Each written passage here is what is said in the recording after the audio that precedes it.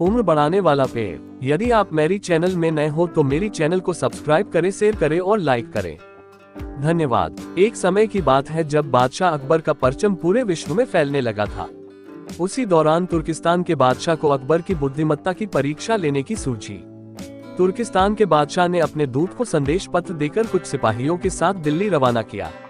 बादशाह ने पत्र में लिखा था, मुझे सुनने में आया है कि भारत में ऐसा पेड़ है जिसके पत्ते को खाकर इंसान की आयु बढ़ाने में मदद मिल सकती है।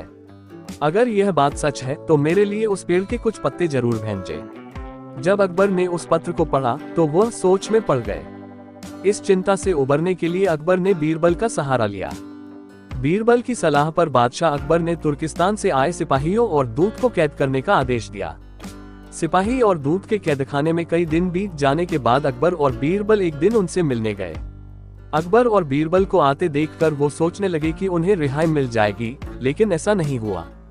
बादशाह अकबर जब उनके पास पहुंचे तो उन्होंने दूत से कहा, जब तक इस किले की एक दो ईंट गिर नहीं जाती तब तक आप लोगों को आजाद नहीं करेंगे।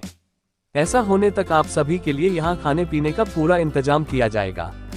इतना कहकर बादशाह अकबर और बीरबल वहां से चले गए। उनके जाने के बाद दूत और सिपाही कैद से निकलने के लिए उपाय सोचने लगे। जब कोई रास्ता नजर नहीं आया तो भगवान से प्रार्थना करने लगे। जल्द ही उनकी प्रार्थना रंग लाए और कुछ दिनों बाद अचानक तेज भूकंप आया और भूकंप के कारण किले का एक भाग टूटकर गिर गया। ये घटना के बाद दूत ने अकबर के पास किले की दीवार गिरने की खबर भिजवाई। ये खबर सुनते ही बादशाह अकबर को अपना वादा याद आया और उन्होंने तुर्किस्तान के दूत व सिपाहियों को दरबार में प्रस्तुत होने का आदेश दिया।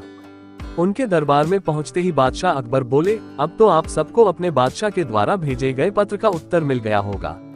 अगर अब भी आपको समझ नहीं आया है तो मैं समझा देता हूँ। तुम सिर्फ 100 लोग हो और तुम्हारी आह सुनकर किले का एक हिस्सा गिर गया, तो सोचो जिस देश में हजारों लोगों पर अत्याचार होते हैं उस देश के बादशाह की आयु कैसे बढ़ेगी। लोगों की आह से उसका पतन तो निश्चित है।